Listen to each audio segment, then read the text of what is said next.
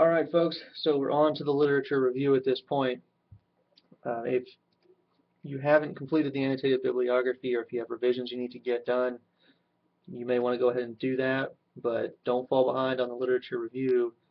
You need to stay up to speed on this. It shouldn't take you as long probably as the annotated bibliography. I know the research for the annotated bib is somewhat labor intensive. But the good news is you have everything you need to complete the literature review if you did a good job on the annotated bibliography. So to clarify what exactly the literature review is, it's an intermediate step for you. So you have the research from the annotated bibliography. Writing project 3 is going to require you to actually compose some sort of an essay, which I know at this point you're probably starting to actually look forward to since it's something familiar. But you want to hold on to that. So the literature review gets you from the research into the writing of the essay. And the idea here is to take a look at each of the individual pieces of research that you've collected, and then for you to decide how they work together as a single body of research. And specifically here, what I've asked you to do here in the first week is to create an outline. And I posted 2 sample outlines for you in the packet that I provided, so if you haven't looked at those, you absolutely want to look at those. It's not an outline maybe like what you're used to, and I'm not a fan of outlines that are sort of abstract and that don't necessarily function directly to help you with the paper. This is really more of a skeleton for the paper. So if you look at those sample outlines, what you'll see, first of all, is a very short introduction. And so in that introduction, what you want to look at is they're not summarizing the topic or describing a text in any sort of way. What those students have done and what you should do is very briefly identify your subject, identify your topic, and then explain quickly your methodology. So how did you do the research? What were you looking for? What did you find? Right? And you can name your categories in there.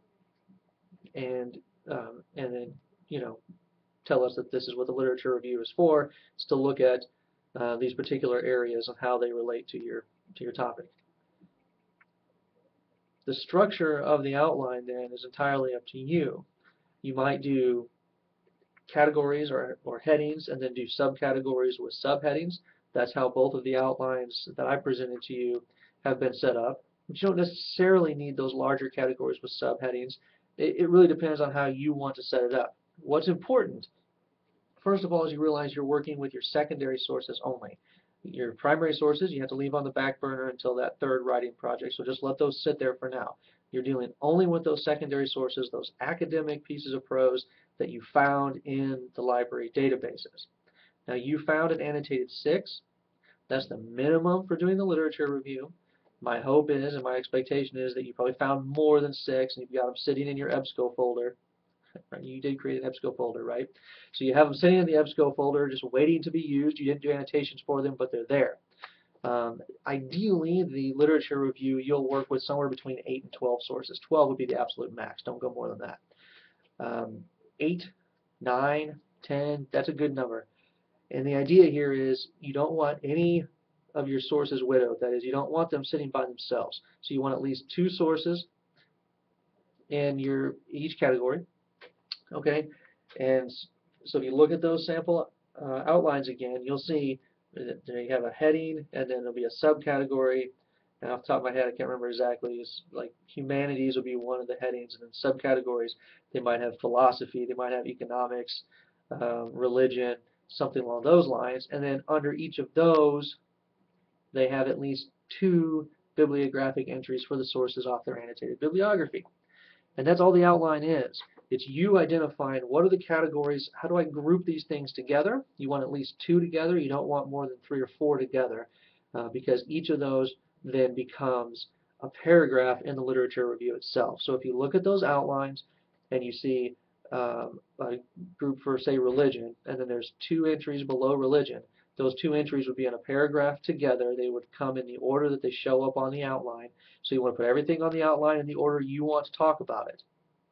So it doesn't have to be in alphabetical order this time, the order you plan on introducing the sources.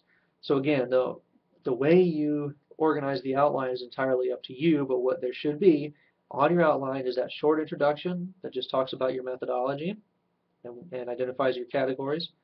And then you should have a category And then under the category should be at least somewhere 2 to 4 sources from your research. And ideally the 6 that you did annotations for would be on the lit review, and then a couple others that you had that you didn't do annotations for.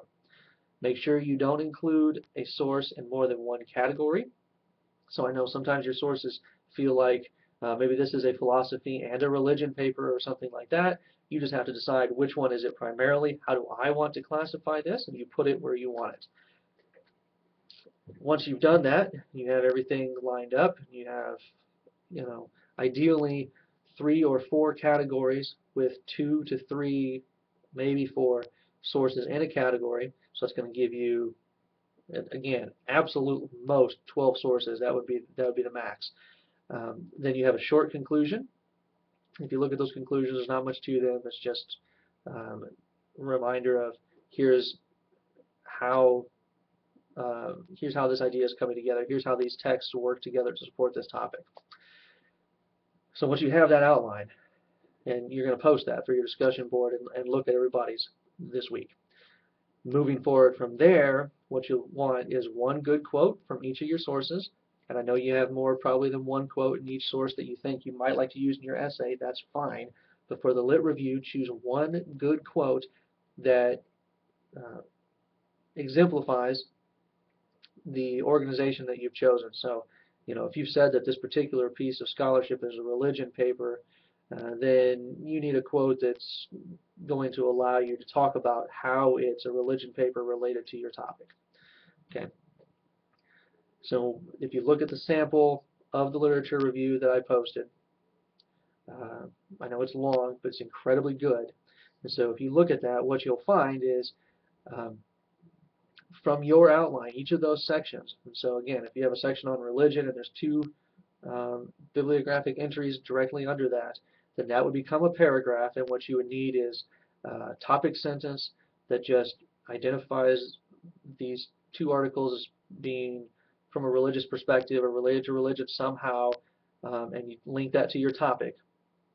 And then you would immediately then introduce the first text by giving the author's name and the first name and the full name of the article.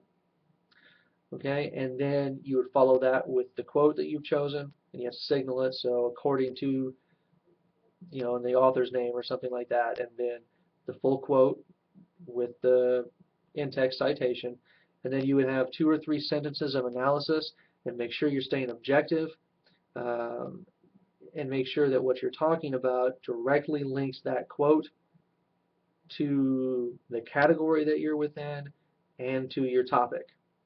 Right? And then once you've given your 2 or 3 sentences on that one, you immediately then introduce the second article that you had in that category, give the quote from that one, give the short analysis of that quote as well, and then if it's just the 2, then you would have a concluding statement of some kind.